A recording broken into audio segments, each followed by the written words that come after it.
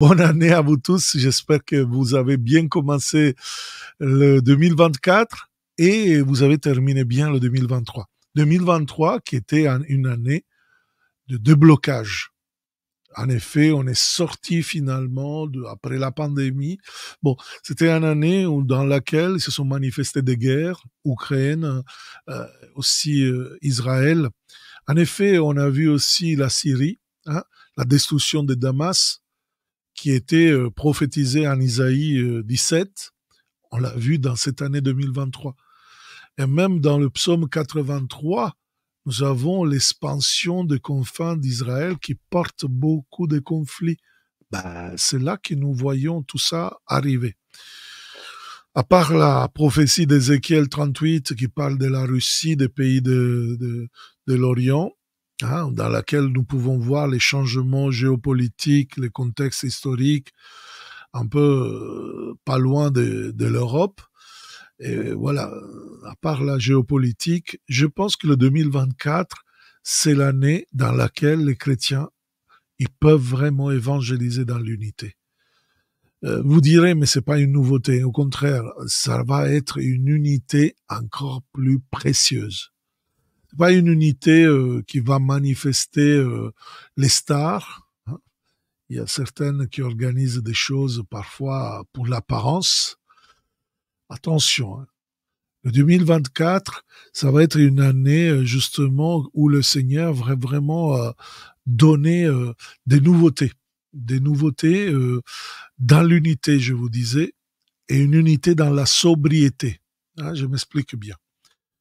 Nous avons vu dans le 2023 ce grand réveil qui démarrait aux États-Unis, pas avec des leaders, pas avec des choses organisées, pas une ONG derrière, mais des jeunes, des pauvres, des gens de différentes églises qui se mettent ensemble. Et là, nous voyons vraiment comment ils ont vécu des choses, mais merveilleuses.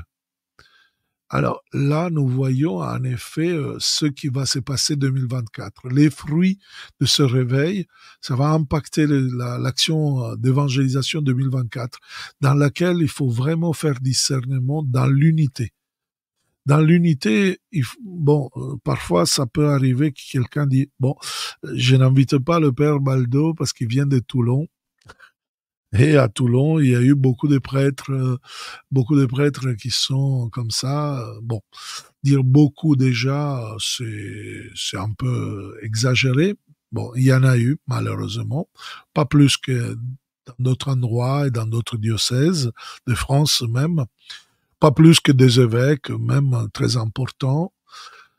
Malheureusement, le péché, il est présent dans l'Église comme dans le monde où l'Église est insérée.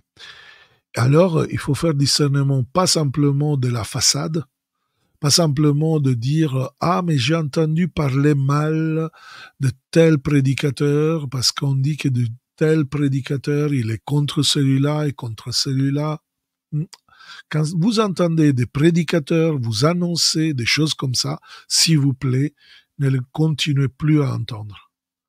Parce que nous avons un commandement du Seigneur, c'est d'annoncer la bonne nouvelle, pas la critique.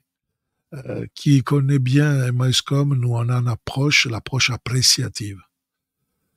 Nous on veut rester dans la stupeur, dans l'étonnement pour le 2024, de vraiment de s'étonner, de contempler la beauté, pas rester là pour critiquer.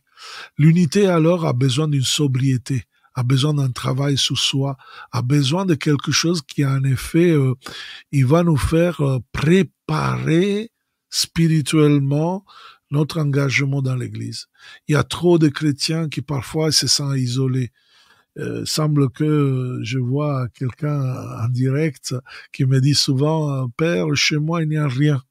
Ça se passe rien. » Eh bien, le fait de unir nos liens, qui ne sont pas des liens d'esclavage, mais des liens d'amour, des liens de sobriété, des liens dans lesquels on va peut-être voyager ensemble. Moi, je peux vous dire, on va en Bretagne au mois d'avril, on va à Lourdes au mois de mai, on va à Sicile 3 fois dans l'année, on va faire à droite et à gauche quelques missions, justement pour tisser ces liens, pour consolider cette église un peu avec l'image des voyages de Saint Paul.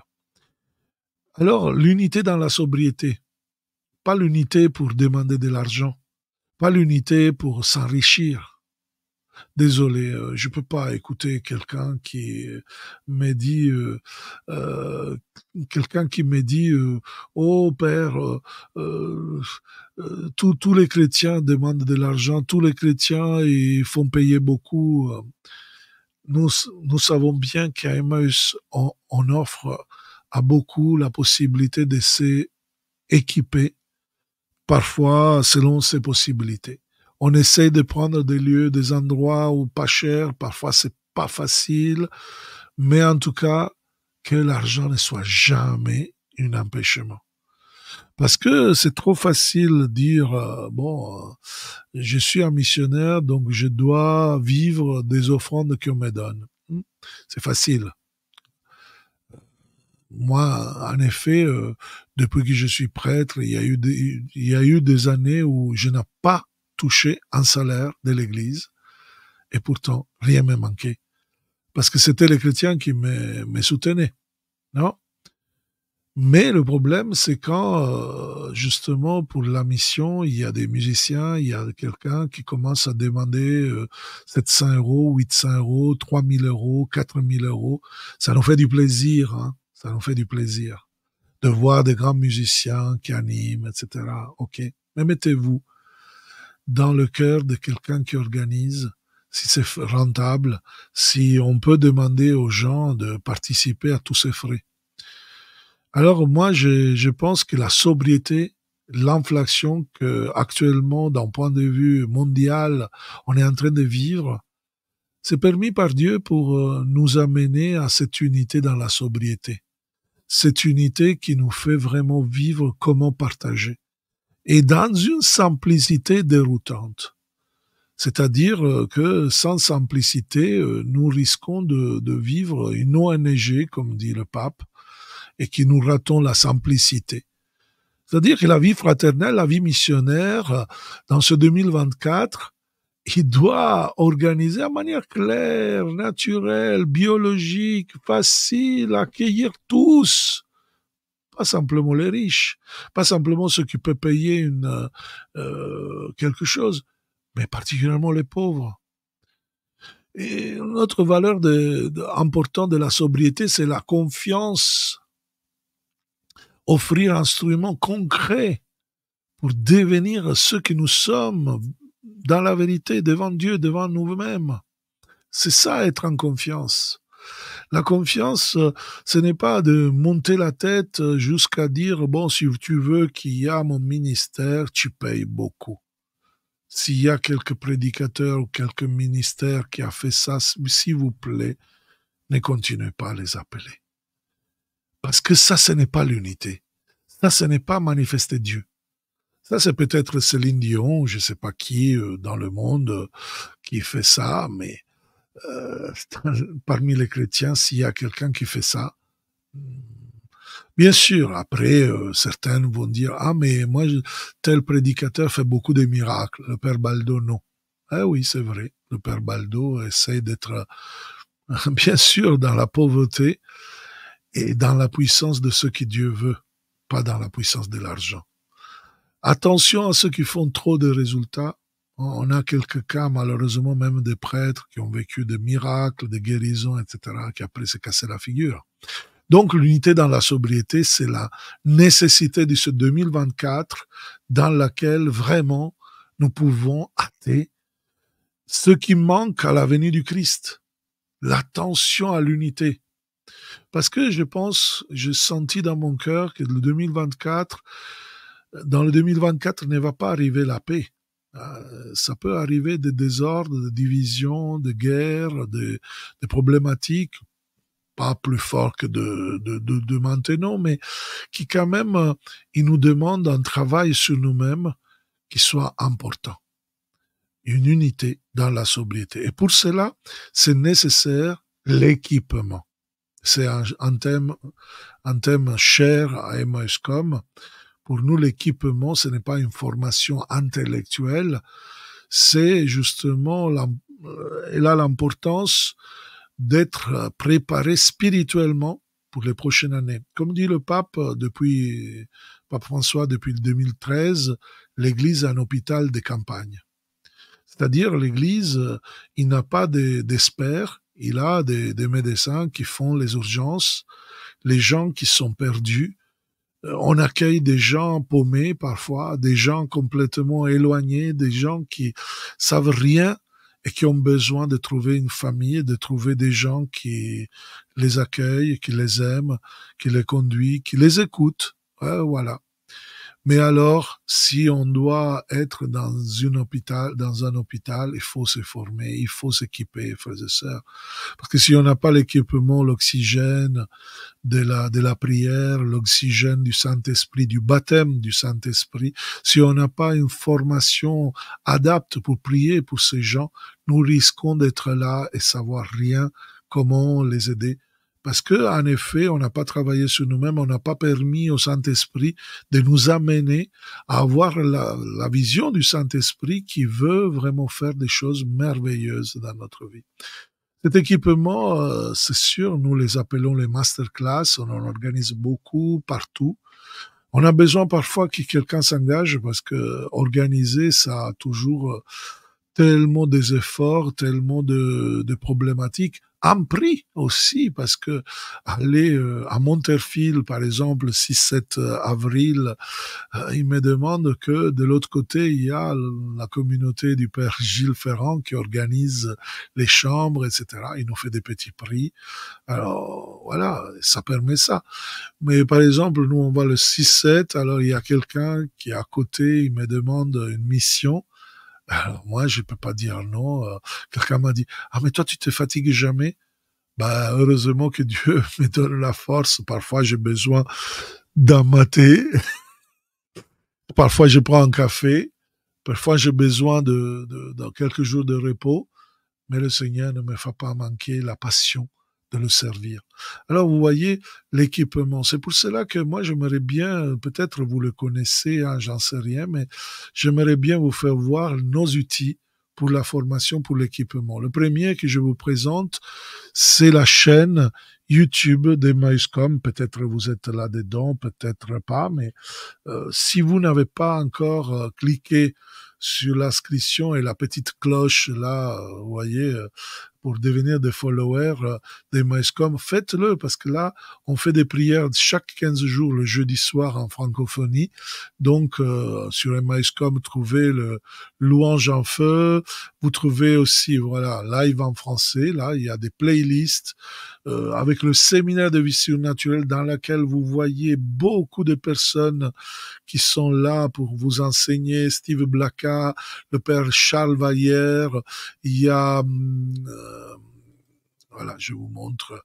Il y a Steve Blacka, il y a Charles Vallière, il y a Carlos Payan, notre ami, Jean-Michel Tour, Alberto Malouf, il y a aussi, voilà, le père Baldo quand même, le père Francesco Carlino, qui c'est un Italien, un cher ami, vraiment que vous fait découvrir. Et ce séminaire, vous pouvez le vivre, par exemple, tranquillement dans votre voilà, dans votre vie personnelle. Voilà, vous avez d'autres playlists, vous avez beaucoup de vidéos témoignages, de worship, des louanges, des enseignements en italien, des enseignements en français, des shorts, des publicités. Je peux vous assurer que ça ne manque pas des idées. Après, si vous voulez, il y a aussi ma chaîne personnelle, la chaîne YouTube du Père Baldo Alagna.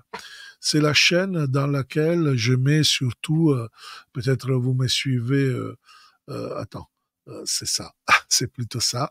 Alors, je mets par exemple aussi cette vidéo, mais vous trouverez par exemple les podcasts de l'évangile du dimanche, ou sinon le parcours bibliothérapeutique on va reprendre cette semaine, ou des prédications qu'on a fait, par exemple.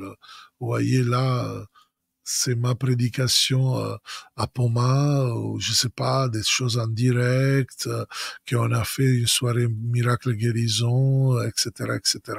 Vous voyez, je mets beaucoup de paroles ici, nos amis et notre site. Après, si vous voulez, visitez mon site. Alors, mon site en français, c'est ça. Et à travers ce site, vous pouvez même trouver des ressources gratuites, hein, gratuites. Et je vais toujours améliorer des propositions de missions. Mon dernier livre, par exemple, sur le ministère de guérison, on va faire un masterclass en présence et en ligne au mois de janvier. Bon, si vous voulez venir en Sicile, vous venez en Sicile. Attendez. Sur la prière de guérison avec mon frère, le père Francesco Carlino. Et c'est énorme, c'est à Agrigento, donc c'est à côté de Palerme. Ou sinon, vous pouvez vous inscrire par Zoom. Vous allez, par Zoom, ça coûte 25 € toute la retraite du 26 au 28. Et vous aurez des vidéos super sur le charisme pour exercer le ministère de guérison. Vous dites, mais moi, je n'ai pas un grand ministère. Mais le 2024 va te demander de prier justement pour la guérison, pour les autres.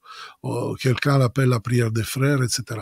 Alors voilà, on vous demande de voyager avec nous ou sinon par Zoom. Après, n'oubliez pas le site central d'Emmaüscom. Voilà, inscrivez-vous au newsletter si vous n'avez pas encore la newsletter. Ça suffit de nous écrire quelque chose en contact, etc., de manière que voilà, vous ne ratez rien. Après, je vous présente, je suis aussi sur LinkedIn. Donc, sur LinkedIn, ça suffit chercher le Père Baldo Alagna et vous me trouvez. Hein. Donc là, je mets beaucoup de choses. Si vous êtes en Twitter, je suis aussi en Twitter, Padre Baldo. Je vous mets le lien. Pour ceux qui sont intéressés, hein, ce soir, je vous dis tout ce que nous faisons, comme ça, c'est fait. Je suis aussi pour les jeunes, les moins jeunes, sur TikTok, parce que je suis aussi aumônier d'école et donc je m'inquiète de l'évangélisation de la jeunesse. Et là, je fais des vidéos qui naturellement peut choquer les plus vieux, mais ça met vraiment de l'ambiance. Même chose sur Instagram.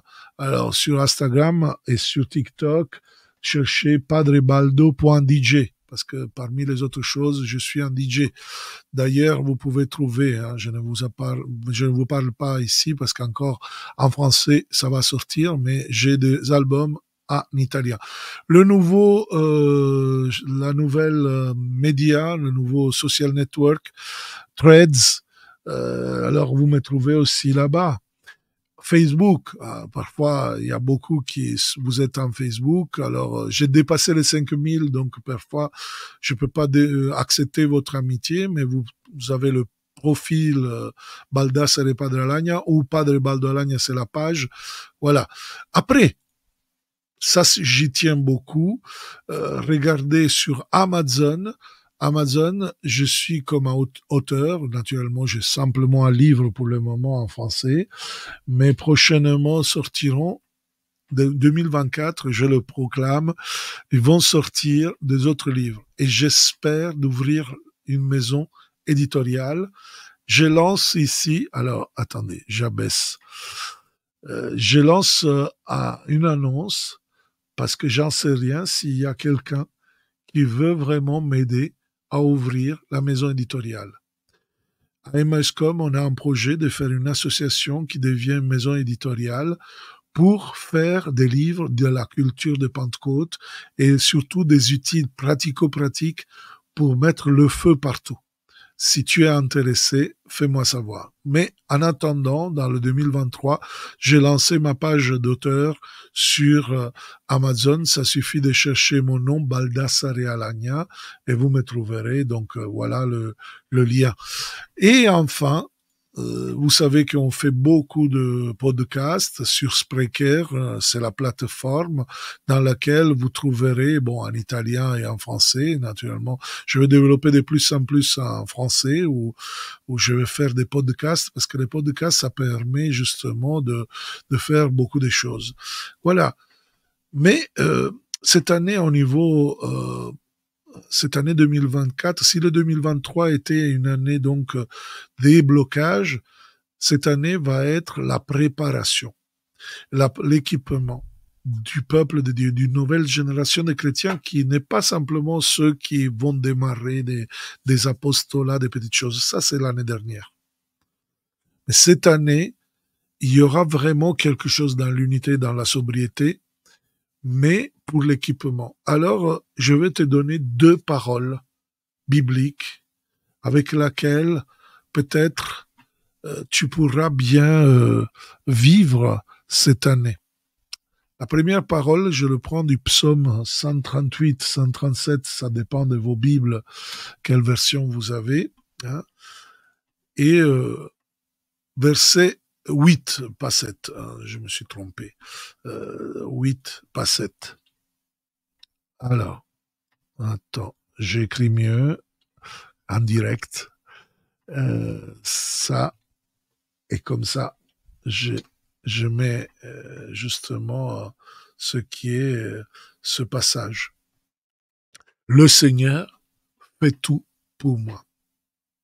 C'est vraiment une parole que je sens très forte pour tous ceux qui m'écoutent là.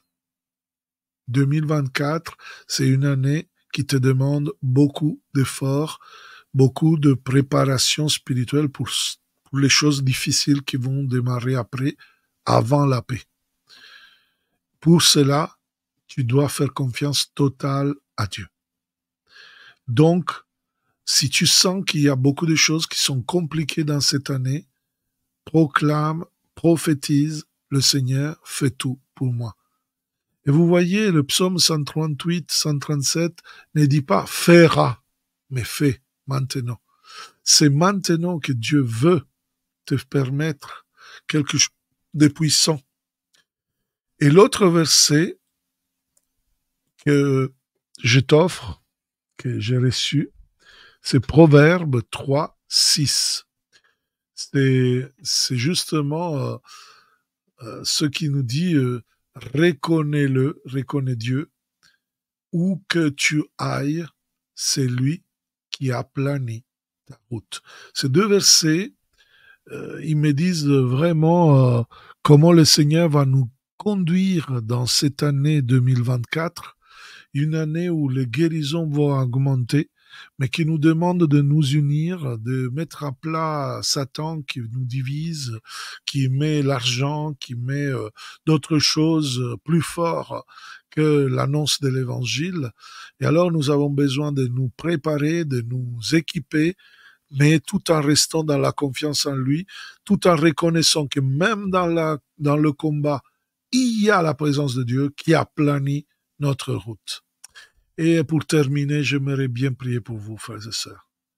J'aimerais bien prononcer la parole de bénédiction sur vous, sur votre vie, sur votre maladie, qu'il puisse se manifester la guérison en manière de vous pousser encore davantage à prier pour la guérison, comme le Seigneur a fait dans cette année 2023 pour moi, où il m'a délivré complètement de la sarcoïdose, dans laquelle les médecins au début m'avaient dit que je dois oublier, je serais mort avec la sarcoïdose.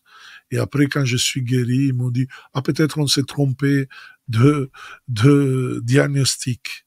Mais je sais que j'ai reçu une guérison à Lourdes, et par intercession de Sainte Bernadette et de la Vierge Marie. Oui, désolé, hein, peut-être il y a des protestants qui vont me dire, ah, mais père, mais tu crois ça?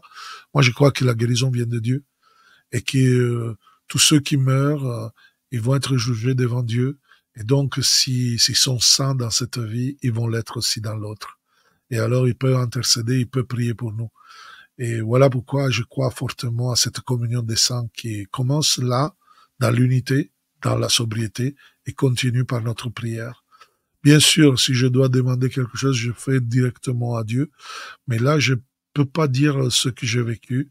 Donc je vous le dis, pendant même un spectacle de Sainte Bernadette, j'ai senti vraiment quelque chose qui m'a transpercé.